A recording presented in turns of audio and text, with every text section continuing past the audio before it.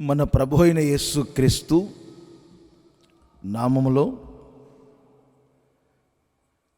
ఈ సందేశమును వినుచున్న మీ అందరికీ నా ప్రేమపూర్వకమైన వందనాలు. దేవునికి మహిమ కలుగును గాక. ఈరోజు ప్రత్యేకంగా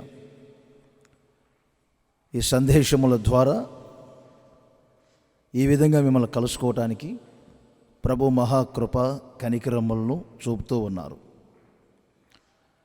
బైబిల్లో నుండి అనేక విషయాలు భాగాలుగా మీకు తెలియజేస్తూ ఉన్నాను. అది దేవుడిచ్చినటువంటి ప్రేరేపణను బట్టి మీకు బోధిస్తూ ఉన్నాను. మీ శారీరక జీవితంలోనూ ఆత్మ సంబంధమైన జీవితంలోనూ ఈ మాటలన్నిటినీ ప్రయోజనపరుచుకుంటూ మీ ఆధ్యాత్మికమైన స్థితిని చూసి నేను ఎల్లప్పుడూ నా హృదయం అందు సంతోషించుచు దేవుణ్ణి మహిమపరుస్తూ ఉన్నాను. మరి సమయంలో పరమగీతము 4వ అధ్యాయము 8వ వచనములో ఇలా వ్రాయబడిందండి. నేను చదువుతున్నాను, ఒకసారి మీరు కూడా గమనించండి. లెబానోను విడిచి నాతో కూడా రమ్ము. మరలా ఇదే పదం కింద కూడా చూడండి. లెబానోను విడిచి నాతో కూడా రమ్ము. పలుసార్లు చెప్తున్నాను. సొలొమోను యేసుక్రీస్తుకు సాదృశ్యంగా ఉంటారు. షొలమితి సంఘానికి సాదృశ్యంగా ఉంటుంది. ఈ పరమగీతంలో చాలా పర్యాయాలు దేవుని గూర్చిన గొప్పతనాన్ని సంఘము వర్ణించటం, సంఘమును గూర్చిన గొప్పతనమును పరిపూర్ణతను దేవుడు వర్ణించటం, ఇవన్నీ మనకు పరమగీతంలో కనబడతాయి. ఇక్కడ లెబానోను విడిచి నాతో కూడా రమ్ము అని సొలొమోను షొలమితికి చెప్తున్నారు. చాలాసార్లు షారోను యొక్క ప్రత్యేకతలు, కర్మేలు ప్రత్యేకతలు, గోషేను ప్రత్యేకతలు, హోరేబు, సేనాయి, ఇలా నేను చెప్పుకుంటూ వెళ్తే హెబ్రోన్ అని ఒక్కొక్క యొక్క ప్రదేశములు యొక్క ఆ శ్రేష్టత ఏమిటో సంఘానికి పోల్చి నానా విధాలుగా పరిశుద్ధాత్ముడు ప్రేరేపించే కొలది నేను బోధిస్తూ ఉన్నాను. ఇక్కడ లెబానోను విడిచి నాతో కూడా రమ్ము అంటే లెబానోనుకు ఏ అనుభవాలు ఉన్నాయో ఆ అనుభవాలు సంఘము కలిగి ఉండాలని, సంఘమును లెబానోను అనుభవానికి పోల్చి మాట్లాడుతున్నట్లుగా ఇక్కడ వాక్యం మనకు కనబడుతుంది. ప్రియమైన సహోదరులారా, లెబానోను ఒక ప్రశాంత ప్రదేశం. లెబానోను పర్వతం చాలా ఎత్తైనది. లెబానోను ఆ ప్రదేశం చాలా విశాలవంతమైనది. ఆ ప్రదేశం అంతా చాలా సారవంతమైనది. కొన్నిసార్లు సంఘాన్ని ఇలా కర్మేలు అనుభవాలకును షారోను అనుభవాలకును పోలుస్తూ ఈ మాటల్లో లెబానోనుకు పోల్చి మాట్లాడుతూ ఉన్నారు. మొదటిగా ఒక మాట మీకు చెప్తాను, ఆ తర్వాత లెబానోను యొక్క ప్రత్యేకతలు ఏమిటో మీకు ప్రాముఖ్యంగా లేఖనాల్లో నుంచి కొన్నిటిని వివరిస్తాను. యేసుక్రీస్తు ఒక సంఘముతో చెప్తున్నారు, లెబానోను విడిచి నాతో కూడా రమ్ము. యేసుక్రీస్తు నాతో కూడా రమ్ము అని ఆయన చెప్తున్నారంటే, ఆయనతో కూడా మనం వెళ్తే, ఆయనతో కూడా మనం ఉంటే కలిగే ఆశీర్వాదాలు చాలా ఉన్నాయి. ప్రకటన గ్రంథంలో 3వ అధ్యాయం ఆఖరి మాటలు ఉంటాయండి. నేను జయించి నా తండ్రి సింహాసనమందు కూర్చున్న ప్రకారం మీరు కూడా జయించొచ్చు నాతో కూడా. ఈ లోకంలో నేను ఏ విధంగా జయించాను ఆ విధంగా మీరు జయిస్తూ ఉంటే నాతో కూడా నా సింహాసనమందు కూర్చుందురు. ఈ మంచి మాట మీరు గమనించండి. నాతో కూడా నా సింహాసనమందు కూర్చుందురు అని యేసు ప్రభు స్వయంగా చెప్తున్నారు. ఆయనతో కూడా మనం వెళ్తే ఆయన సింహాసనమందు మనం కూర్చుంటాము. అక్కడే ఇంకొక మాట కూడా వ్రాయబడింది, మీరు నాతో పాటు కూర్చోవడమే కాదు, నాతో కూడా భోజనము చేయుదురు అనే పదం కూడా లిఖించారు. ఆయనతో కూర్చుంటాం, ఆయన సింహాసనమందు ఆయనతో కూడా భోజనము చేస్తాము అని లేఖనాలు తెలియచేస్తున్నాయి. ఇహమందైనా పరమందైనా యేసుతో కూడా ఉండాలని ఆశపడుతూ ఉంటాము. దైవజనుడైన పౌలు కూడా చెప్తారు, సంఘాన్ని చూసి, నేను బ్రతికి మీ మధ్యలో ఉండటం మీకు మేలు, చావు అయితే నాకు మేలు. ఎందుకో తెలుసా? నేను వెడలిపోయి క్రీస్తుతో కూడా ఉండాలని ఆశ కలదు. ఈ లోకాన్ని నేను ఏ క్షణం విడిచిపెడతానో ఆ క్షణం నేను క్రీస్తుతో కూడా ఉంటాను, క్రీస్తుతో కూడా కూర్చుంటాను, క్రీస్తు యొక్క ముఖదర్శనాన్ని చేస్తూ ఉంటాను. ఆయనతో నేనుంటాను, నాతో ఆయన ఉంటారు. ఇప్పుడు నేను ముఖమును అద్దంలో చూసుకున్నట్లుగా యేసుక్రీస్తును కళ్ళ ద్వారాను దర్శనముల ద్వారాను వాక్యములోను చూస్తూ ఉన్నాను, ఒక అద్దంలో చూసినట్లుగా. నేను ఆయనతో కూడా ఉంటే ఇక ముఖాముఖిగా నేను యేసుక్రీస్తును చూస్తాను. నా ప్రియమైన సహోదరులారా, ఇలా నేను చెప్పుకుంటూ వెళ్తే చాలా విషయాలు ఉన్నాయి. భక్తిహీనుల యొక్క క్షేమం కంటబడినప్పుడు ఆసాబు లాంటి భక్తులు కూడా మత్సరపడ్డారు. ఒక పరిపూర్ణమైన దర్శనం ఆయన కలిగినప్పుడు దేవుడే స్వయంగా ఆయనతో చెప్పిన మాటలు, ఆయన దేవునితో చెప్పిన మాటలు మనకు 73వ కీర్తన 23-24 వచనాలలో కనబడతాయి. నీవు నీ ఆలోచనల ప్రకారంగా నన్ను నడిపిస్తున్నావు, తర్వాత నీవు నన్ను మహిమలో చేర్చుకుంటావు. నీ కుడి చేయి నన్ను పట్టుకుంది, నా కుడి చేయిని నువ్వు పట్టుకున్నావు.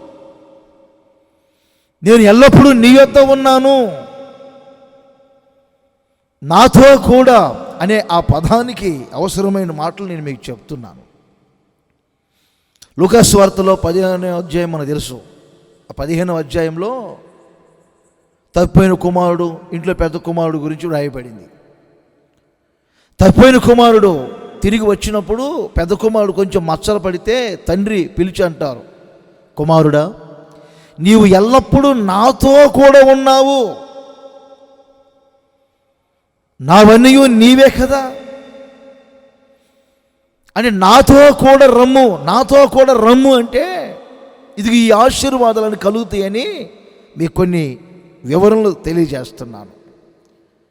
కలువరి శిలువలో యేసుక్రీస్తు వేలాడుతూ ఉన్నప్పుడు కూడా దొంగలలో ఒక దొంగ అంటారు, నీ రాజ్యముతో కూడా నీ వచ్చినప్పుడు నన్ను జ్ఞాపకం చేసుకో అని.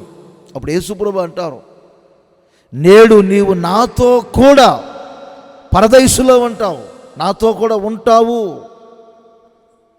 ఇక్కడ గమనించాలి, లెబానోను విడిచి నాతో కూడా రమ్ము. ఆయనతో కూడా వెళితే ఏం కలుగుతుందని చెప్పాను. ఇప్పుడు చూడండి, లెబానోను విడిచి, లెబానోను ఒక సంఘానికి సాదృశ్యంగా ఉంటుంది. సంఘము యొక్క కొన్ని ప్రత్యేకమైన స్వభావాలను మనకు జ్ఞాపకం చేస్తూ ఉంటుంది లెబానోను. ఇప్పటి వరకు లెబానోనులో ఉన్నావు, లేక లెబానోను అనుభవంలో ఉన్నావు. ఇక లెబానోను విడిచి నాతో కూడా రా. మనందరికీ తెలుసండి, కొన్ని పక్షులు ఉంటాయి, అవి చిన్న చిన్న గూళ్ళు పెట్టుకుంటాయి, అందులో పిల్లలను చేస్తాయి. ఆ పిల్లలు కొంచెం ఎదిగిన తర్వాత వాటికి ఎగరటము, ఆకాశంలో తిరగటం, మేత తెచ్చుకోవటం, ఇవన్నీ నేర్పిస్తూ ఉంటాయి. వాటికి కొంచెం రెక్కలు వచ్చి, గోళ్ళు వచ్చి, ఎగరగలిగే స్థాయి వచ్చినప్పుడు ఆ గూడు విడిచిపెట్టి ఆ తల్లి పక్షితో అలా వెళ్ళిపోతూ ఉంటాయి. అంటే అర్థం ఏమిటి? అప్పటి వరకు ఆ గూటి అనుభవాలు అవసరం వాటికి. ఇక మన పరిధుల్లో చెప్పుకోవాలంటే పల్లెల్లో కొన్నిసార్లు చూస్తూ ఉంటాను నేను, కోడి కొన్ని గుడ్లు పెడుతుంది. ఆ గుడ్లన్నిటిని ఒక కుంపట్లో పొదగేస్తారు. ఏమండి, వాళ్ళకి తెలుసు ఒక 21 రోజు ఆ కుంపట్లో ఉంటే, తల్లి పొదుగుల్లో ఉంటే, ఏమండి, వాటిలో ఒక రూపం ఏర్పడుతుంది. ఇక అలా కుంపట్లో నుంచి ఆ తల్లి కోడి పెట్ట అలా బయటకు వస్తే ఈ కోడి పిల్లలు కూడా కొంచెం కొంచెం కొంచెం కొంచెం రెక్కలు వచ్చి నడవగలిగి, అప్పటి వరకు ఆ కుంపట్లో ఉన్న ఆ కోడి పిల్లలన్నీ ఏమంటే ఆ కుంపటిని విడిచిపెట్టి, ఆ స్థలాన్ని విడిచిపెట్టి, ఏమంటే ఆ తల్లి కోడి పెట్టతో అలా బయటకు వచ్చి తిరుగుతూ ఉంటాయి. అప్పటి వరకు ఆ కుంపటి అవసరం ఒక పక్షుల జీవితంలో కానివ్వండి. ఇలా నేను చెప్పుకుంటూ వెళ్తే ప్రియమైన సహోదరులారా, అందుకే లెబానోను విడిచి అనే పదం అక్కడ లిఖించారు. ఇప్పటి వరకు లెబానోనులో ఉన్నావు, ఆ లెబానోనులో ఒక పరిపూర్ణత నీకు వచ్చింది. ఇక నాతో కూడా రమ్ము. నేను అనుకుంటాను కొన్నిసార్లు దైవజనుడైన మోషేని గురించి. ఆ పర్వతం ఎక్కి ఒకసారి ఆ దేశాన్ని చూసి ఇక నా దగ్గరకు రాని చెప్పారు. నేను అనుకుంటాను కొన్నిసార్లు అంత దూరం తీసుకెళ్ళిన దేవుడు ఆ వాగ్దాన దేశంలో అడుగు పెట్టనేలేదు. అలాగే కొంతమంది జీవితంలో కూడా అండి, సంఘములో ఉంటారు కానీ సంఘము యొక్క స్వచ్ఛతను పాటించరు. ఆ సంఘము యొక్క ఏమండి క్వాలిటీని కాపాడలేరు. ఆ సంఘము యొక్క క్రమాలలో ఉండలేరు. సరైన మారు మనసు, బాప్తిస్మము, పరిశుద్ధాత్మ అనుభవాలు కలిగి ఆది అపోస్తుల ఉపదేశాలలో నిలిచి ఉండలేరు. నా ప్రియమైన సహోదరులారా, లెబానోను విడిచి నాతో కూడా రా. సంఘమా, ఇక లెబానోనులో ఉన్నంతకాలం చాలు. చాలాసార్లు ఇశ్రాయేలు ప్రయాణంలో కూడా దేవుడు ఇదే మాట చెప్తారు, ఈ పర్వతము చుట్టూ తిరిగిన కాలం ఇక చాలు, ఉత్తర దిక్కుకు తిరగండి, అదిగో మేఘం కదులుతూ ఉంది, ప్రయాణం చేయండి అని పలుసార్లు లేఖనాలలో వ్రాయబడినటువంటి సత్యాలు. ప్రాముఖ్యంగా చాలా ఉన్నాయండి ఈ లెబానోను యొక్క శ్రేష్టతలు, ప్రత్యేకతలు చాలా ఉన్నాయి. కొన్నిటిని నేను మీకు ఈరోజు వివరించాలని కోరుకుంటున్నాను. నోట్ చేయండి, 92వ కీర్తన. నేను చెప్పే మాటలన్నింటినీ మీరు గమనించాలి. 12వ వచనం. ఇక్కడ మనందరికీ తెలిసిన బాగా సుపరిచయమైనటువంటి మాట అండి. నీతిమంతులు ఖర్జూర చెట్టు వలె మౌవేయబడతారు. మంచిది. లెబానోను మీది దేవదారు చెట్టు వలె వారు ఎదుగుదురు. ముఖ్యంగా ఈ లెబానోను మొదటిగా మనకు ఆత్మీయ ఎదుగుదలను చూపిస్తుంది. ప్రియమైన సహోదరులారా, క్రైస్తవ జీవితం అనేది ఆత్మీయతలో ఎదుగుతూ ఎదుగుతూ ఎదుగుతూ ఎదుగుతూ ఉండాలి. ఎదగవలసిన విషయాలు ఎన్నో ఉన్నాయి. మనకు పౌలు గారు రాసిన పత్రికల్లో కనపడతాయి. ప్రాముఖ్యంగా మీరు ఎఫెసీ పత్రిక 4వ అధ్యాయం 15వ వచనాన్ని గమనించండి. 11వ వచనం నుండి ఒక టాపిక్ మీద పౌలు గారు మాట్లాడుతూ 15వ వచనంలో ఈ మాట అంటారు: ప్రేమ కలిగి సత్యమే చెప్పుచు క్రీస్తు వలె ఉండుటకు మీరు అన్ని విషయములలో ఎదుగుడి. 11వ వచనంలో వ్రాయబడింది, జ్ఞాన విషయములో ఎదగాలి, విశ్వాస విషయములో ఎదగాలి. ఇంకా పౌలు గారు కొన్ని పత్రికల్లో వ్రాస్తారు, మీరు ప్రేమయందు ఎదగాలి, పరిశుద్ధతలో మీరు పరిపూర్ణులు కావాలి. క్రైస్తవ జీవితం అనేది ఎదగాలి ఎదగాలి ఎదగాలి. నా ప్రియమైన సహోదరులారా, మరి ఈ లెబానోను మనకు ఏం బోధిస్తుంది? ఏమండి, ఒక దేవదారు చెట్టు ఈ లెబానోను మీది అలా ఎదుగుతూ ఉంది.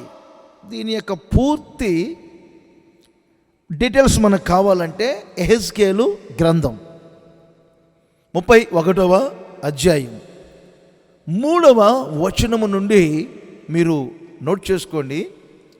ఇక్కడ అష్షూరియుల గురించి వ్రాయబడింది. అష్షూరియులట లెబానోను మీది దేవదారు వృక్షము వలె ఉన్నారు. వారి యొక్క ఎదుగుదల ఎంతవరకు? ఆ 3వ వచనం నుండి కింద 5, 6 వచనాల వరకు నోట్ చేసుకోనండి. లెబానోను మీది దేవదారు వృక్షము యొక్క కొన మేఘములను అంటుచుండెను అని వ్రాయబడింది. మేఘములను అంటుచుండెను. ఒకసారి మీరు ఆలోచించండి. ఆ దేవదారు వృక్షం యొక్క వేరేమో జలములలోనికి వెళ్ళింది, దాని కొనేమో మేఘములను అంటుతుంది. మేఘములను అంటే అంత ఎత్తుకు ఈ వృక్షం ఎదగటానికి గల కారణం ఏంటంటే అది లెబానోను పర్వతం మీద ఏమండి నాటబడింది. ఆ రోజున అష్షూరియుల్ని దేవుడు మన ముందు పెట్టి ఇదిగో మాట్లాడుతూ ఉన్నారు. ఒకసారి గమనించండి, మీ ఎదుగుదల ఎలా ఉంది? సహజంగా పుట్టిన పిల్లలు రోజు రోజుకి ఎదగాలని తల్లిదండ్రులు ఆశపడుతూ ఉంటారు. వారు కొంచెం లేచి నిలబడితే నిలబడ్డారని చెప్పి సంతోషిస్తారు. అలా 4 అడుగులు వేస్తే నడుస్తున్నారని ఎంతో సంబరం చేసుకుంటారు. ఏమని నోరు తెరిచి మాట్లాడితే ఇక అందరికి ఇరుగు పొరుగు వారికి చెప్పుకుంటారు, మాట్లాడుతుంది మా పాప బాబు అని. ఏమంటే ఇక కొంచెం ఆ పళ్ళు వచ్చాయనుకోండి, అయ్యి బాబాయ్ పళ్ళు మొత్తం వచ్చేసాయి అని చెప్పుకుంటూ ఉంటారు. పిల్లలు ఎదుగుతూ ఉంటే తల్లిదండ్రులకు ఎంతో సంతోషం. కానీ నేటి క్రైస్తవ జీవితంలో ఎదుగుదల లేదు, ఎదగాలని ఆశ లేదు. గొర్రెలను కాచుకునేటప్పుడే దావీదు ఆశపడ్డారు, ఎక్కలేనంత ఎత్తైన కొండపైకి నన్ను ఎక్కించయ్యా, నన్ను అలా మీరు ఎక్కించండి. లోకస్తులకు అర్థము కానిది క్రైస్తవ జీవితానికి అర్థం కావాల్సినది. పేతురు మొదటి పత్రికలో 2వ అధ్యాయం మీరు 2, 3, 4 వచనాలు నోట్ చేసుకోనండి. ఇక్కడ ఏమని రాయబడింది తెలుసండి? కొన్నిటిని విడిచిపెట్టండి అని బోధిస్తూ కపటాన్ని విడిచిపెట్టండి, దురాశలు విడిచిపెట్టండి, ఎన్నో విషయాలు చెప్తున్నారు. 3వ వచనంలో అంటారు, కొత్తగా జన్మించినటువంటి శిశువులను పోలిన వారై నిర్మలమైన వాక్యమును పాలు చేత రక్షణ విషయములో ఎదుగుడి. రక్షణ పొందిన ప్రతివారు ఎదగాలి, ఎదగాలి, ఎదగాలి. ఈ లెబానోను పర్వతాన్ని మనం చూసినప్పుడు ఎదుగుదలని మనకు తెలియజేస్తుంది. క్రైస్తవ జీవితం ఎదగాలని. ఎదగకుండా ముళ్ళ పొదలో పడిన విత్తనం వలె రోజు రోజుకి ధనభోగముల చేతను, ఐహిక విచారముల చేతను అణచివేయబడుతూ మీ జీవితం ఆత్మీయంగా ఎదగకుండా ఆ ఐహిక విచారముల మధ్యలో నలిగిపోతుందో, లేకపోతే ఆధ్యాత్మికముగా ఎదుగుతున్నారో ఒకసారి గమనించండి. యేసు ప్రభు మత్తయి సువార్త 6వ అధ్యాయంలో కొండ మీద చేసిన ఆ మొదటి ప్రసంగంలో ఇలా అంటారండి. ఒకసారి మీరు ఆకాశ పక్షులను చూడండి, ఒకసారి మీరు ఆ అడవి పువ్వులను చూడండి, అలా ఎదుగుతున్న కొంచెం ఆలోచించండి. అడవి పువ్వులు ఎలా ఎదుగుతున్నాయో ఆలోచించండి. సొలొమోను కూడా ఆ విధంగా అలంకరింపబడలేదే. ఒక అడవి పువ్వులు ఎదుగుతున్నాయి కానీ మీకు ఎందుకు ఎదుగుదల లేదు అనే సంగతులు యేసుక్రీస్తు మొదటి ప్రసంగంలోనే తెలియజేశారు. నా ప్రియమైన సహోదరులారా, లెబానోను విడిచి నాతో కూడా రమ్ము అని ఎందుకు ప్రభు చెప్తున్నారంటే, లెబానోనులో ఒక ఎదుగుదల ఉంది. ఎదగవలసినంతగా ఎదగాలి. సంఘములో చేర్చబడిన ప్రతివారు ఎదగాలి. రోజు రోజుకి ఎదుగుదల వారికి కావాలి. మీ జీవితంలో ఎదుగుదల ఉన్నదో, ఆ ఎదుగుదల లేదో కొంచెం ఒక్కసారి పరిశీలన చేసుకోండి. సంఘాలు ఎదగాలి, పరిచర్య ఎదగాలి.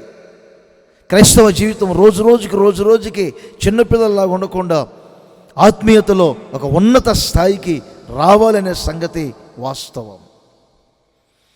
చూడండి, యెషయా ప్రవచన గ్రంథం 35వ అధ్యాయం 2వ వచనాన్ని ఒకసారి మీరు నోట్ చేయండి. ఇక్కడ లెబానోను యొక్క 2వ శ్రేష్టతను గురించి వ్రాయబడింది. ఇక్కడ ఏమని రాయబడిందండి? 2వ వచనం, లెబానోను సౌందర్యము దానికి కలుగును. అంటే రెండవది, లెబానోను సౌందర్యము గలది. ఆ పర్వతము, ఆ ప్రదేశం అంతా చాలా సౌందర్యము కలిగిన ప్రదేశం. సౌందర్యం కావాలంటే ఆ లెబానోను పర్వతాన్ని చూస్తే చాలు, ఎంతో సౌందర్యంగా కనపడుతూ ఉంటుంది. సంఘాన్ని లెబానోను పర్వతానికి, ఆ ప్రదేశానికి పోలుస్తూ ఉన్నారు. ఓ సంఘమా, అదిగో ఆ లెబానోను యొక్క అందం, ఆ సౌందర్యం నీకు కలదు. లోకములో ఎన్నో సౌందర్యాలు ఉన్నాయని. కొన్నిసార్లు పిల్లలు పుట్టినప్పుడు వారి అందాన్ని చూసి సౌందర్యాన్ని పేరు పెడతారు, మంచిది.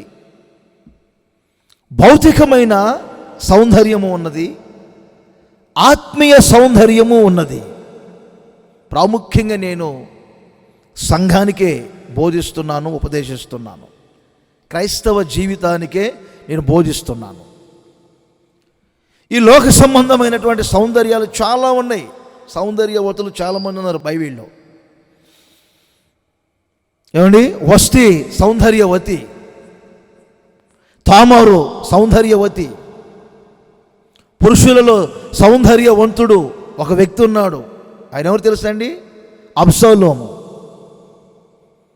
అరికాలు మొదలుకొని తల వరకు ఎక్కడా కూడా లోపం అనేది ఉండదు. చాలా సౌందర్యం కలిగినటువంటి వ్యక్తి అని. స్త్రీలలో కొందరు ఉన్నారు,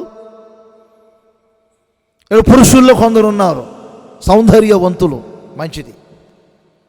ఈ లోకములో చాలామంది ఈ లోక సంబంధమైన సౌందర్యాలనే చూసుకుంటూ వెళ్తున్నారు. ఈ లోక సంబంధమైన అందము మోసం. ఈ లోక సంబంధమైన అందం ఏమండి, పువ్వు వికసించినట్లుగా వికసిస్తుంది. ఆ క్షణం పువ్వు మరలా ఏమండి వాడిపోయినట్లుగా ఈ లోక సంబంధమైన అందాలన్నీ వికసిస్తాయి, వాడిపోతాయి, వికసిస్తాయి, వాడిపోతాయి. అయితే ఆధ్యాత్మికమైనటువంటి ఒక సౌందర్యం ఉంది. ఎవరైనా పెళ్లి చూపులకు వెళ్ళారనుకోండి, వెంటనే ఏం చేస్తారు? అమ్మాయి ముక్కు బాగుందా, మొహం బాగుందా, అమ్మాయి అందగత్తేనా అంటారు. ఒకవేళ కాస్త ఒక రకంగా ఉందనుకోండి, ఇరుగు పొరుగు ఓరు వచ్చి అడుగుతారు, పెళ్లి చూపులకు వెళ్ళారు కదా ఎలా ఉందని.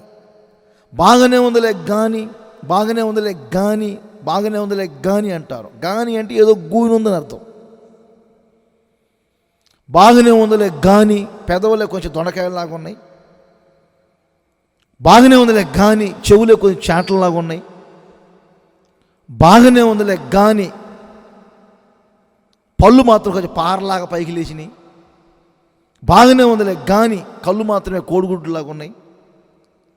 అంటే ఏదో ఒక లోపాన్ని ఎత్తి చూపిస్తూ ఉంటారు. గాని గాని అని గూని పెడతారు. క్రైస్తవ జీవితంలో గమనించాలండి, మనకు షొలొమీతో ఒక మాట నేర్పుతుంది. యెరూషలేము కుమార్తెలందరూ భౌతిక అందగత్తెలు. సొలొమోను, నేను చాలా అందమైన వ్యక్తిని తెచ్చాను యెరూషలేము కుమార్తెలారా, అలా వెళ్తే ఆ ప్రాంతంలో దొరికింది. అసలు ఆమె అందం, ఆమె ముక్కు, ఆమె మొహం ఆధ్యాత్మికంగా పొగుడుతున్నానండి. అసలు ఆమె నడుము, ఆమె పెదవులు, ఆమె పలు వరస, ఓ బాబోయ్, అస్సలు మీరెవరు పనికిరారు అంటే యెరూషలేము కుమార్తెలందరూ ఈ షొలొమీతును చూడటానికి వచ్చారు. ఆమెను ఒక్కసారి చూసి పొక్కున నవ్వి బయటకు వచ్చారు. సొలొమోనా, ఎక్కడ దొరికింది ఈ నల్ల పిల్లి, ఈ నల్ల ఎలుక? అలా షొలొమీతు బయటకు వచ్చి వారి మీద కోపగించుకుంది. పరమగీతంలో 1వ అధ్యాయంలో ఏమండి 6, 7, 8 వచనాల్లో నేను చెప్పే మాటలు, యెరూషలేము కుమార్తెలారా, నేను నల్లని దాననని చిన్న చూపులు చూడబాకండి. నేను ఎండ తగిలిన దానను, నేను నల్లని దాననైనను సౌందర్యవంతురాలను. యేసుక్రీస్తు కోరుకునేది ఆధ్యాత్మికమైన సౌందర్యం. ఏమిటండి? సహజంగా అరికాలు మొదలుకొని తల వరకు ఏ లోపాలు లేకుండా ఉంటే అలాంటి వ్యక్తిని సౌందర్యవంతుడు అంటారు, ఆ వ్యక్తిని సౌందర్యవతి అంటారు. అంటే ఆత్మీయతలో ఏ లోపము లేకుండా జీవించాలి. అబ్షాలోము సౌందర్యవంతుడే, కానీ బైబిల్ ఏం చేయో తెలుసండి, ఆయన కడుపుల అంతరంగమందు పగబెట్టుకున్నాడట. రోజు రోజుకి కుట్రాలు పెరుగుతున్నాయి ఆయనకి, రాజ్యం మీద, దావీదు మీద. ఏ రోజుకైనా తండ్రి రాజ్యాన్ని స్వాతంత్రించుకోవాలి, రాజ్యాన్ని నా స్వాధీనం చేసుకోవాలని. భౌతిక సౌందర్యవంతుడే, కానీ లోపల స్వభావాలు సరిగ్గా లేవు. చిన్నప్పుడు స్కూల్కి వెళ్తే మా మాస్టర్ గారు నేర్పేవారు, మేడిపండు చూడటానికంటే చాలా మేలుమై ఉంటుందట, పొట్ట ఇప్పి చూస్తే ఉంటాయంట పురుగులని. కొందరు మాటలు సౌందర్యంగా ఉంటాయి, కొందరు జీవితం సౌందర్యంగా కనబడుతుంది. పై రూపం చూస్తే చాలా సౌందర్యవంతులు. అలాంటి సౌందర్యవంతుల్ని దేవుడు ఎప్పటికీ కోరుకోరు. పలుసార్లు ఈయన రాజు పనికి వస్తాడు, చాలా సౌందర్యవంతుడు, ఎత్తరి అని చాలాసార్లు నాయకులు కూడా మోసపోయారు. దేవుడు కోరుకునేది ఆధ్యాత్మికమైన సౌందర్యం, అది లోపాలు లేని జీవితం. ఈ మాటలు వినే మీ జీవితంలో, మీ విశ్వాసములో లోపమున్నదో, జ్ఞానములో లోపమున్నదో, పరిశుద్ధతలో లోపమున్నదో, మీ ప్రార్థనలో లోపమున్నదో, లోపాలు లేకుండా మీ జీవితాన్ని గడుపుతున్నారో ఆలోచన చేయండి. యేసుక్రీస్తు సర్వ ప్రపంచానికి సవాలు విసిరాడు, కారణం, నాలో పాపం ఉన్నదని, లోపం ఉన్నదని ఎవరైనా రుజువుపరచగలుగుతారా?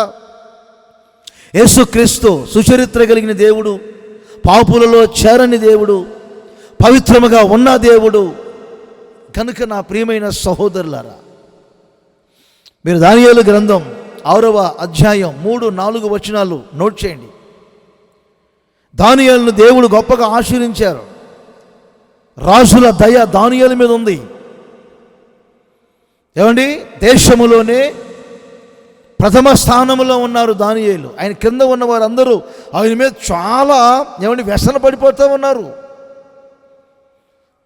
మా దేశానికి వలస వచ్చి మా కళ్ళ ముందు అభివృద్ధి చెందుతున్నారే, మా కళ్ళ ముందు ఫలిస్తున్నారే, మా కళ్ళ ముందు ఉన్నత స్థాయిని సంపాదించుకున్నారే అని ఏదో ఒక నింద వేయాలి, ఏదో ఒక నేరం మోపాలి, దానియేలుని ఉన్నత స్థాయి నుంచి దించాలి అని ఎంతో ప్రయత్నించారండి. కానీ నేను చెప్పిన ఈ రెఫరెన్సుల్లో వ్రాయబడిందండి.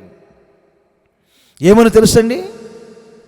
దానియేలులో ఏ ఒక్కరూ ఏ లోపమును కనిపెట్టలేకపోయారు. కారణం, దానియేలు ఏ తప్పైనను ఏ నేరమైనను చేయువాడు కాదు కనుక దానియేలులో ఏ లోపము ఎవరు కనిపెట్టలేదు. ఇది లోపాలు లేని జీవితం. చాలామందిని చూస్తానండి, ఏదో ఒక లోపంతో దేవుని దృష్టిలో దోషులుగా మార్చబడుతూ ఉంటారు. లెబానోను విడిచి నాతో కూడా రమ్ము అని దేవుడు చెప్పాలంటే ముందే మీకు 2 విషయాలు చెప్పాను. ఒక గూటిలో ఉన్న పక్షులు పరిపక్వం చెంది అప్పుడు విడిచి రావాలి. ఒక కొంపట్లో ఉన్న కోడి పిల్లలు పరిపక్వం చెంది ఆ కొంపటిని విడిచిపెట్టి రావాలి. మరి ఈ లెబానోను యొక్క శ్రేష్టతలలో, ఈ స్వభావాలలో మీరు పరిపక్వం చెందితేనే ఒక రోజు చెబుతారు, ఇక చాలు ఇక విడిచిరా అని ఆయన చెబుతారు అనే సంగతి వాస్తవం. పరమగీతం 4వ అధ్యాయం మీరు 11వ వచనాన్ని నోట్ చేయండి. ఈ 11వ వచనంలో ఒక మంచి మాట వ్రాయబడిందండి. నీ వస్త్రముల సువాసన లెబానోను సువాసన వలె ఉన్నది. చాలా మంచి మాట అండి. నీ వస్త్రముల సువాసన లెబానోను సువాసన వలె ఉన్నది. ఒకటి, ఆత్మీయ ఎదుగుదలను చూపిస్తుంది లెబానోను. 2, లోపాలు లేని సౌందర్యాన్ని చూపిస్తుంది లెబానోను. 3వది, లెబానోను సువాసనను చూపిస్తుంది, పరిమళ వాసనను. వస్త్రం అంటే స్వభావమేనండి. చాలా చోట్ల వ్రాయబడింది కదండి, ఉల్లాసం, రక్షణ, దీన మనసు అను వస్త్రమును మీరు ధరించుకోనండి అని. ఒక సేవకుడు లేక ఒక విశ్వాసి సువాసనను వెదజల్లాలి. సువాసనను వెదజల్లటం అంటే అతని సాక్ష్యము సువాసనగా అందరికి ఉండాలి. కొందరు జీవిస్తారు, ఎందుకు? సాక్ష్యం లేకుండా జీవిస్తారు. ఒకసారి గమనించండి, ఇస్సాకు కూడా యాకోబు వస్త్రాన్ని వాసన చూశారు, ఆశీర్వదించడం ప్రారంభించారు.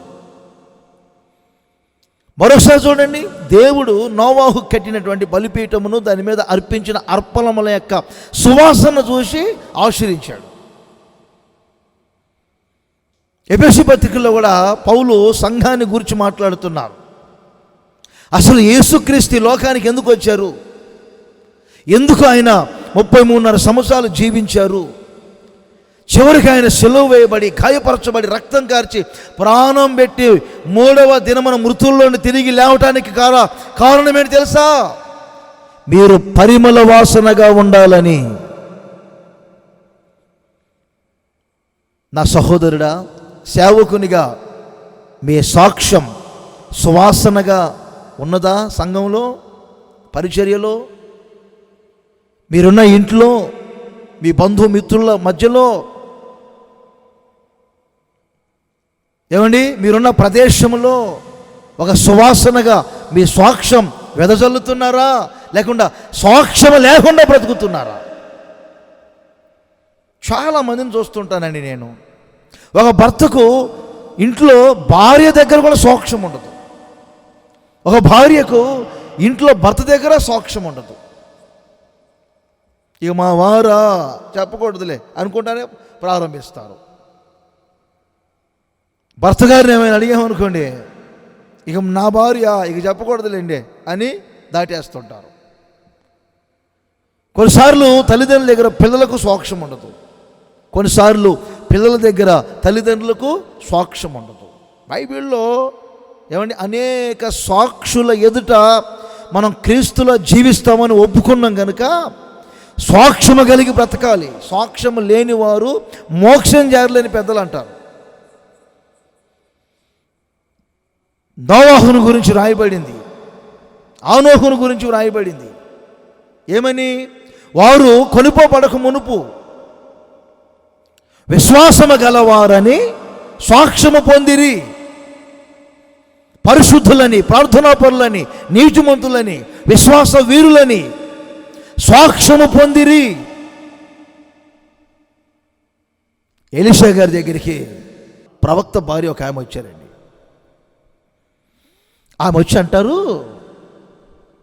మా వారు, అదే మీ ప్రవక్తల్లో ఒక ఆయన ఉన్నారు కదండి, ఆయన చనిపోయారు కదా మొన్న అని ఆమె ఏమని అంటారు తెలుసండి? అతడు దేవుని యందు భయభక్తుల గలవాడని నీవు ఎరుగుదువు. భార్య చెప్తున్నారండి,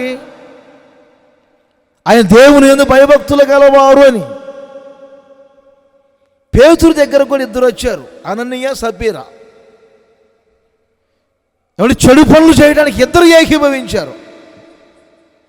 భర్త అలాగే ఉన్నాడు, భార్య అలాగే ఉన్నారు. వీరిని తోడు దొంగలు అంటారు. ఇద్దరు అన్నదమ్ములు అంటే ఇద్దరు తోడు దొంగలే. ఎవడు మంచోళ్ళుడు. ఒరేయ్ నువ్వు జబ్బాకు అంటే వాడు చెప్పడు, ఒరేయ్ నువ్వు జబ్బాకు వాడు చెప్పడు. ఇద్దరు తోడు దొంగలు. ఆ ఏ రోజుకైనా బయటపడతాయనే సంగతి తెలియదు. మన ఇటుగుట్టు సంఘంలో తెలియకూడదు, సేవకుల దగ్గర తెలియకూడదు. తెలిసిందంటే బాగోదండి. ఒకసారి ఈ నిప్పుకోడి ఉంటుంది, నిప్పుకోడి అలా పరిగెత్తుకుంటూ వెళ్తాడు. ఎవరైనా తరుముతూ ఉంటే గోడకు ఒక చిన్న బెజ్జం కనపడితే తలకాయ బెజ్జంలో దూర్చిద్దట. బెజ్జంలో దూర్చి దాక్కున్నాళ్ళంటదంట. తలకాయ దూర్చి అదంతా బయట కనపడుతూనే ఉంది. తలకాయ వరకు దూర్చి దాక్కున్నాళ్ళే అనుకుంటుంది. కొంతమంది విశ్వాసులు కూడా ఈ విధంగానే ఉంటారు. నన్ను ఎవరు చూడట్లేదులే, ఏం తెలియదులే అనుకుంటుంటారు. ఇంటి చుట్టూ సాక్ష్యం పోతుందనే సంగతి తెలియదు, సంఘంలో సాక్ష్యం పోతుందని తెలియదు, సేవకుల దగ్గర సాక్ష్యం పోతుందనే సంగతి తెలియదు. లెబానోను సువాసన వలె ఉండాలి మీ సాక్షి జీవితం. దైవజనుడు ఎలీషా షూనేమీరాలు ఇంటికి వచ్చినప్పుడు ఆ షూనేమీరాలు అంటారు భర్త గారితో. ఆయా సమయాల్లో మన ఇంటికి వచ్చి వెళ్తున్నారండి ఆ దైవజనుడు. భక్తి గల దైవజనుడు నేను ఎరుగుదును. ఇక్కడ నోట్ చేయాలి, ఇంట్లో సాక్ష్యం, బయట సాక్ష్యం. ఒక రోజున సౌలు దావీదుని గురించి చెప్తారు. ఈ రోజున దేవుడు నన్ను నీ చేతికి అప్పగించారు, అయినా నీవు ఈరోజు నన్ను చంపకుండా నన్ను విడిచిపెట్టావు కనుక నాకంటే నీవు నీతిమంతుడవు దావీదు. తప్పనిసరిగా రాజ్యం నీ సొంతమవుతుంది, నువ్వు విజయం పొందుతావు. ఒక శత్రువు ఏమంటే దావీదుని గురించి చెప్తున్నారు, మంచి సాక్ష్యం. మరి మీ జీవితంలో ఒకసారి గమనించండి. పౌలు కూడా అంటారు తిమోతితో, నీవు అనేక సాక్షుల ఎదుట మంచి ఒప్పుకున్నావు, విశ్వాస జీవితం చేస్తానని, మంచి పోరాడతానని, ప్రభువుకు సాక్షిగా ఉంటానని. ఆ ఒప్పుకోలును విడిచిపెట్టొద్దు. దేవునితో చేసిన ప్రమాణాలు ఎప్పటికీ బ్రద్దలు చేసుకోవద్దు. నా ప్రియమైన సహోదరులారా, సాక్ష్యము పరిపూర్ణమైనప్పుడే ఒక రోజున ప్రభు స్వరం మనం వినబోతున్నాం. ఏమని? ఇక లెబానోను అనే సంఘ అనుభవాలను విడిచిపెట్టిరా నాతో కూడా అని యేసుక్రీస్తు చెబుతారు అనే సంగతి వాస్తవం. గమనించండి, ఇంకొక మాట కూడా నేను మీకు తెలియజేస్తాను. పరమగీతంలోనే 4వ అధ్యాయం 15వ వచనాన్ని నోట్ చేయండి. ఇక్కడ ఒక మంచి మాట వ్రాయబడింది. చాలాసార్లు నేను చెప్తానే ఉంటాను, అయినా మరొకసారి నోట్ చేయండి. 15వ వచనంలో ఏమని వ్రాయబడిందండి? లెబానోను పర్వత ప్రవాహములు. మరోసారి చెప్తున్నా, లెబానోను పర్వత ప్రవాహములు. లెబానోనులో ఆ ఎత్తైన శిఖరము నుండి ప్రవాహాలు ప్రవహిస్తూ ఉంటాయండి. మీకు మాట చెప్తేనండి, నది వేరు, సముద్రం వేరు. నదులను ఏమండి, నదులు వెళ్తూ ఉంటాయి, నదులు నీళ్ళని వెళ్తూ ఉంటే అబ్బో ప్రవాహం వల్ల ప్రవహిస్తున్నాయి అనరు. సముద్రంలో ఉన్నదాన్ని ఓ ప్రవాహం వల్లే ఓ అని అనరు. గమనించాలి. నేను చాలాసార్లు వెళ్ళానండి. ఇటు ఊటీ వైపు వెళ్ళాను సువార్త పని మీద, కేరళ వైపు వెళ్ళాను, ఇంకా చాలా ప్రదేశాలకు నేను వెళ్ళానండి. పెద్ద పెద్ద పర్వతాలు, కర్ణాటక వైపు వెళ్ళానండి, పెద్ద పెద్ద పర్వతాల వైపు వెళ్ళానండి. అక్కడి నుంచి ఆ శిఖరాల మీద నుంచి ప్రవాహాలు ప్రవహించుకుంటూ వస్తుంటాయి. ఆ ప్రవాహపు ధ్వని వేరుగా ఉంటుంది. ఇంకొక మాట చెప్పాలంటే ఆ ప్రవాహం యొక్క ఏమంటే ప్రభావం వేరుగా ఉంటుంది. ఆ ప్రవాహం యొక్క ఫోర్స్ వేరుగా ఉంటుంది. నదులలో ఎవరైనా ఒకవేళ చిక్కుకున్నా, ఏమండి, ఒకవేళ ఎవరైనా కాపాడి మరలా తీసుకొని రాగలుగుతారేమో. సముద్రపు అలల మధ్యలో కొట్టుకుపోతున్నా ఏదైనా చేయగలుగుతారేమో. గుర్తుపెట్టుకోండి, ప్రవాహానికి ఒక వ్యక్తి కొట్టుకొని పోతున్నారు అనుకోండి, ఆ వ్యక్తిని కాపాడటం ఎవరి చేత కాదు. కొన్నిసార్లు నదులు ప్రవాహం వలె ప్రవహిస్తూ ఉంటాయి. ఆ ప్రవహిస్తున్నప్పుడు చూడాలి. ఓసారి పైన భయంకరమైన వర్షాలు వచ్చినాయండి. కృష్ణానది బాగా నిండిపోయిందండి, బ్యారేజీ. గేట్లు మొత్తం ఎత్తారు. ఒక్కసారి బాగా వినండి, నేను అప్పుడు విజయవాడలో ఉన్నా. గేట్లు మొత్తం ఎత్తారు. ఇక గేట్లు ఎత్తకపోతే ఆ బ్యారేజీ మొత్తం ఆ ఫోర్స్కి ఎక్కడ కూలిపోద్దని చెప్పి అడావుడిగా గేట్లు ఎత్తారు. ఇటు వారధి వైపు నది ప్రక్కన ఇసుకలో పాపం పేదోళ్ళు ఎవరెవరో ఇటు ఒక 500 గుడిసెలు, ఇటు పక్క ఒక 500 గుడిసెలు వేశారు. ఆ బ్యారేజ్ మీద వెళ్తున్నప్పుడు వారధి వైపు ఈ 500 గుడిసెల్ని, ఇసుకలో వేసుకునే గుడిసెల్ని, ఇటు ఒక 500 గుడిసెలను చూశారు. వారికి ముందే చెప్పుంటారు, ఖాళీ చేయకపోతే మీరు కూడా కొట్టుకుపోతారు, అడావుడిగా ఖాళీ చేయండి. నిమిషాల్లో వారిని ఖాళీ చేయించి ఆ గేట్లు ఎత్తారండి. ఒక్కసారి ఆ ప్రవాహం 1000 గుడిసెలు అలాగే కొట్టుకుపోయినాయి. 2 కిలోమీటర్ల దూరంలో ఒక చిన్న సరస్సులాగా ఉంటే గట్టు, అక్కడ ఆగినాయి. ఆ మరుసటి రోజు నేను బైక్లో వెళ్తా, ఇక్కడున్న 500 గుడిసెలు ఏమైనాయి, ఇక్కడున్న 500 గుడిసెలు ఏమైనాయి. ఏంటి అసలు? తెల్లారి లోపల నిన్న చూస్తే గుడిసెలు ఉన్నాయి, ఈరోజు చూస్తే ఈ గుడిసెలన్నీ 2 కిలోమీటర్ల దూరంలో ఆగినాయి. అసలు ఏమైందంటే ఏమీ లేదు. ఒక్క ప్రవాహానికి చెత్త, మంచాలు, కంచాలు మొత్తం కొట్టుకుపోయినాయి. చాలాసార్లు నేను చెప్తుంటా, సంఘములో వాక్య ప్రవాహాలని పరిశుద్ధాత్మ ప్రవాహాలని చెప్తూ ఉంటాను.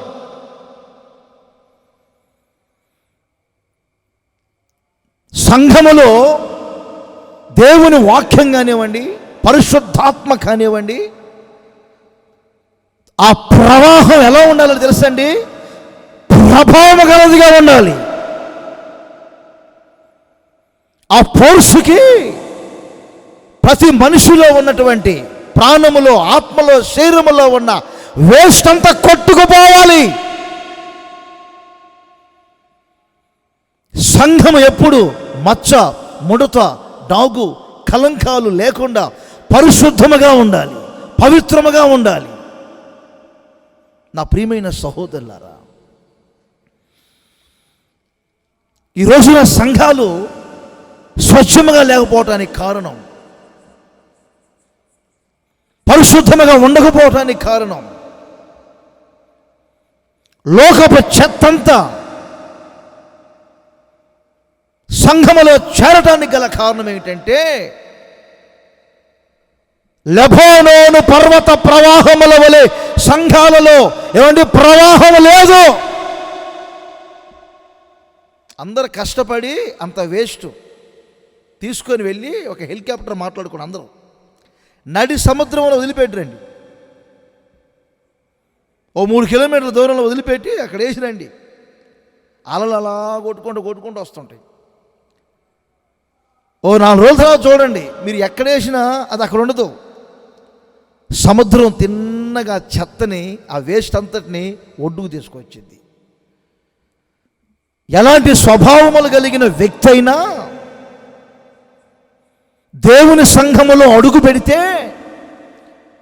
వెంటనే ఆ వ్యక్తి ఏమండి లో ఉన్నటువంటి ప్రతి మచ్చరం, ప్రతి డాగులు తొలగిపోవాలి. మీరు తర్వాత చదువుకోనండి.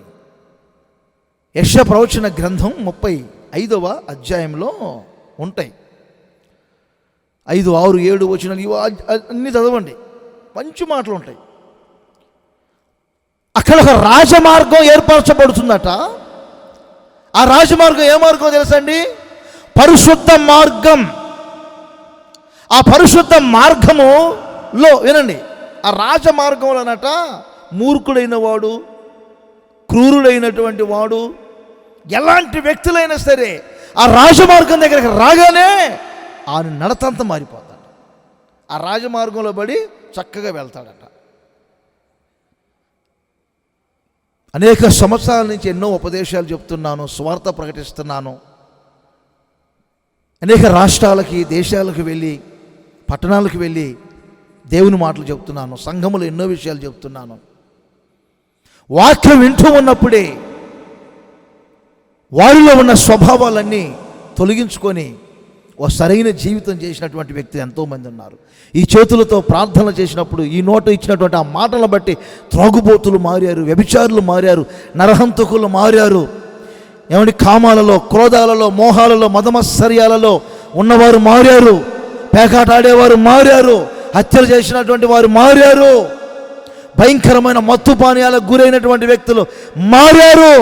వర్షవాయువులు తప్పి నీచంగా ప్రవర్తించినటువంటి వ్యక్తులు మారారు. కారణం సంఘములో ఏమండి ప్రవాహాల ప్రభావం ఉంది. ఆ ప్రవాహ ధ్వని విన్న క్షణమే ఎంతటి వ్యక్తి అయినా మారుతాడనే సంగతి వాస్తవం. మీ జీవితంలో ఈ ప్రవాహ తాకిడి ఉందా? మీ సంఘములో ప్రవాహాల తాకిడి ఉందా? ఒక సేవకుడి నోట వచ్చే మాట, ఒక సేవకుడు చేసే ప్రార్థన, ఆ కంఠస్వరం ప్రవాహం వలె ఉందా? దానికి భిన్నంగా ప్రవర్తిస్తున్నారా? ఒకసారి మీరు ఆలోచించండి. ఎన్నో విషయాలు ఉన్నాయండి, కానీ ఒక్క మాట మాత్రమే నేను మీకు తెలియజేస్తాను. నోట్ చేయండి. 72వ కీర్తన 16వ వచనమండి. దాని పంట లెబానోను వృక్షముల వలె తాండవమాడును. దాని పంట లెబానోను వృక్షముల వలె తాండవమాడును. వినాలి. దీనికి అనుగుణమైన మాట ఇంకొక మాట కూడా ఉంటుంది. యెషయా ప్రవచన గ్రంథం 29వ అధ్యాయం, మీరు 17వ వచనాన్ని కూడా నోట్ చేసుకోండి. ఇక్కడ కూడా కొన్ని మాటలు వ్రాయబడి, లెబానోను పర్వతం మీద చాలా వృక్షాలు ఉంటాయి. ఆ వృక్షాలన్నీ అలా ఎదుగుతాయి. బాగా వినండి. ఇందాక మీకు చెప్పాను చూడండి, యెహెజ్కేలు గ్రంథం 31వ అధ్యాయంలో అష్షూరీయులు లెబానోను మీది దేవదారు వృక్షం వల్లే ఎదుగుతున్నారని. ఆ పర్వతము చుట్టూ కానివ్వండి, ఆ పర్వతానికి వేరుగా కానివ్వండి, కొన్ని వృక్షాలు ఉన్నాయట. ఈ లెబానోను మీద ఉన్న వృక్షముల యొక్క ఎదుగుదలను చూసి అసూయపడతా ఉన్నాయి. దేశములో ఒక పంట, లేక సంఘములో ఒక పంట అంటే మనకు తెలుసు కదండి, ఒక ఆహారం, ధాన్యం. కొన్నిసార్లు పంటకు వచ్చినటువంటి పొలాలు ఉంటాయండి, బాగా కంకులు వేస్తాయి. ఆ కంకులు వేసి ఆ పంటకు వచ్చినటువంటి పొలాలు చూస్తే అలా కంకులు గాలి వచ్చినప్పుడు అలా ఏమండి అటు ఇటు ఊగుతూ ఉంటాయి. రైతు చూసి ఆనందిస్తూ ఉంటాడు. ఓ, పొలములో పైరు బాగా మొలిచింది, ఆహా పంట చేతికి వచ్చింది, ఆహా ఇదిగో చూసారా పంట అంతా ఎలా కంకులు ఎలా తాండవం ఆడుతున్నాయి, చూసారా ఎలా తాండవం ఆడుతున్నాయి, చూసారండి. సంఘం యొక్క స్థితి ఎలా ఉండాలంటే, పంటకు వచ్చినటువంటి పొలాలు ఏ విధముగా ఆ కంకులు, ఆ పైరు, ఆ పంట ఏమిటి తాండవం ఆడుతూ ఉంటాయో, సంఘములో ఒక వ్యక్తి జీవితం విధంగా ఉండాలి. లెబానోను వృక్షములట ఏమంటే అలా తాండవం ఆడుతూ ఉంటాయట. గాలి వచ్చినప్పుడు కొన్ని చెట్లు అలా నాట్యం ఆడుతున్నట్లు ఉంటాయి. ఈరోజు చాలామందిని చూస్తుంటాను, మందిరాల్లో ఉత్సాహంగా రావటం, ఉత్సాహంగా పలకరించుకోవటం, ఉత్సాహంగా దేవుణ్ణి స్తుతించటం, ఉత్సాహంగా దేవుణ్ణి ఆరాధన చేసుకోవటం. ఏమండి, పంటకొచ్చినటువంటి ఫలములు ఏ విధముగా చూసినప్పుడు ఆ రైతు హృదయమందు సంతోషిస్తాడో, ఏమండి భాష బిందువులు ఆయన కళ్ళల్లో నుంచి కారుతూ ఉంటాయో, సంఘము యొక్క పరిపక్వతను చూసి, సంఘములో ఉన్న విశ్వాసిని చూసి ఏమంటే దైవ సేవకుడు ఆ విధంగా ఆనందించాలి, దేవుడు ఆ విధంగా ఆనందించాలి. ఎదుగుదలను చూసి. ఈరోజు కొంతమంది చూస్తుంటాను, ఎదురు కూర్చున్నారంటే ప్రసంగం కూడా చేయించి కాదు, కర్మజాలక మన చూపు మాత్రం అడు పోయిందంటే అయిపోయినట్టే, గారిపోయినట్టే. ఆ ఉసూరు ముఖం వేసుకొని, నేలకు కళ్ళు వేసుకొని, తల అలా నేలకు దించి అదొక టైపులో ఉంటారు. ఆ ఎడ్డితనం ఏమిటో అర్థం కాదు, ఆ మొదుతనం ఏమిటో అర్థం కాదు. అందుకే ఒక్కొక్కసారి నేను ప్రసంగం చేసేటప్పుడు ఎవరిని చూడను, అలా ముందు చూసుకుంటూ వెళ్తుంటా. నేను ముందే అనుకుంటా, ఇదిగో ఈ ప్రక్కకు చూడకూడదు, ఎందుకంటే ఈ ప్రక్కకు చూసామంటే మాత్రం అయిపోయినట్టే. అదొక టైప్ మనుషులు. నేను ఎవరిని విమర్శిస్తున్నానని కాదని, కొందరు ఆ విధంగా ఉంటారండి. కానీ బైబిల్ ఏం చెబుతుందంటే, లెబానోను వృక్షముల వలె ఎలా ఉండాలి, తాండవం ఆడాలట.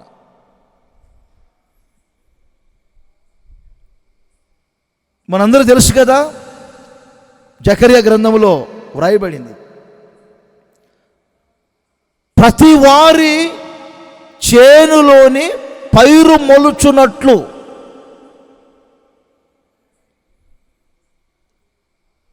దేవుడు ఏమండి సమృద్ధిగా వర్షము కురిపించునని వ్రాయబడింది. ఎందుకు? ప్రతి వారి పొలములోని పైరు మొలుచున్నట్లు ప్రతి వారి పొలములోని పైరు పరిపక్వం చెందినట్లు ఆయన వర్షము కురిపించును, కలవరి వర్షం కురిపించును. ఒక మాటలో మీకు చెప్తున్నానండి, ఈ తాండవం ఆడటం అనేది లెబానోను వృక్షములు ఈ అనుభవం ఏంటంటే పరిశుద్ధాత్మలో మనం ఎప్పుడూ ఆనందించాలి, పరిశుద్ధాత్మలో కొనియాడాలి. పరిశుద్ధాత్మ ద్వారా ఒక మనిషి నాట్యం ఆడాలి, గంతులు వేయాలి. మరియా ఎలిజబెత్ ఇద్దరు కలిసినప్పుడు, ఆమె పరిశుద్ధాత్మతో నిండుకొయినప్పుడు, ఆమె కడుపులో ఉన్న యోహాను పిండముగా ఉన్నప్పుడే గంతులు వేయుచుండెనని వ్రాయబడింది. చాలా వృద్ధుడు సుమయోను యేసుక్రీస్తును చేతుల మీదకి తీసుకున్న ఆ మరుక్షణమే ఆయన పరిశుద్ధాత్మ పూర్ణుడయ్యానని వాక్యం చెప్తుంది. అదే మందిరములో అన్న అనే ఒక ప్రవక్త్రి ఉంది. ఆమె ఇంచుమించుగా 40 సంవత్సరాలు వయసు కలిగిన వ్యక్తి. బైబిల్ ఏం చెబుతుంది తెలుసండి? రేయి మొగలు ఉపవాసం ఉండే వ్యక్తి అట ఆమె. రేయి మొగలు ఉపవాసం ఉండటమే కాదు, ఆ గడియలోనే ఆమె కూడా దేవుణ్ణి స్తుతించుచు కొనియాడుచుండునని వ్రాయబడింది. దేవుని సంఘములో దేవుని ప్రజలు దేవుని కొనియాడాలి, దేవుని ఆరాధించాలి, పరిశుద్ధాత్మల గంతులు వేయాలి. పరిశుద్ధాత్మ చేత ఒక్కొక్కరి యొక్క ఆత్మీయత పరిపూర్ణతలోనికి రావాలి. ప్రతి వారి పొలములోని పైరు మొలవాలి. లెబానోను వృక్షము వలె తాండవమాడాలి. నా ప్రియమైన సహోదరులారా, ఎన్నో విషయాలు లెబానోను గురించి ఉన్నాయి. అవసరమైన కొన్ని మాటలు మాత్రం మీకు వివరించాను. ఈ అనుభవాలలో ఒక వ్యక్తి నిలిచి ఉన్నప్పుడు, వీటిలో పరిపూర్ణత చెందినప్పుడు ఒక రోజున ఒక పిలుపు వస్తుంది. ఇక లెబానోను విడిచి నాతో కూడా రమ్ము, ఇక మందిరాన్ని విడిచి నాతో కూడా రమ్ము, ఇక సంఘాన్ని విడిచి ఈ స్థలాన్ని విడిచి ఇక నాతో కూడా రమ్ము అని దేవుడు చెప్తారు. ఆ స్వరాన్ని మీరు వింటారు. మరి ఈ మాటలన్నీ మీ ఆధ్యాత్మికమైనటువంటి జీవితానికి, మీ ఆధ్యాత్మికమైన జీవితానికి ఈ మాటలు ఉపయోగపడాలని మీ కొరకు ఒక చిన్న ప్రార్థన చేస్తాను. కళ్ళు మూయండి, తలలో వంచండి. ప్రేమ స్వరూపి పరిశుద్ధుడు అయిన తండ్రి, మీ కృపను బట్టి ఈ శుభవేళ ఇప్పటి వరకు లెబానోను యొక్క శ్రేష్టతలు, స్వభావాలు మాట్లాడినందుకు స్తుతిస్తూ ఉన్నాను. ప్రతి సందేశంలో ఒక చక్కని అంశం మీద అనేకమైన విషయాలు మీరు బయలుపరుస్తూ ఉన్నారు. వాటిని బహు జాగ్రత్తగా మీ ప్రజలు వింటున్నారు, అర్థం చేసుకుంటున్నారు. ఆ ప్రకారముగా నడిపించబడటానికి మీరు కృప చూపుచూ ఉన్నారు. ఎంత లోతైన విషయమైనా అర్థం చేసుకునే కోణంలో మీరు వివరిస్తున్నారని నమ్ముతున్నాను. ఈ కడవరి దినములలో సంఘము యొక్క పరిపూర్ణతను గూర్చి చక్కగా మీరు మాట్లాడుతూ వస్తున్నారు.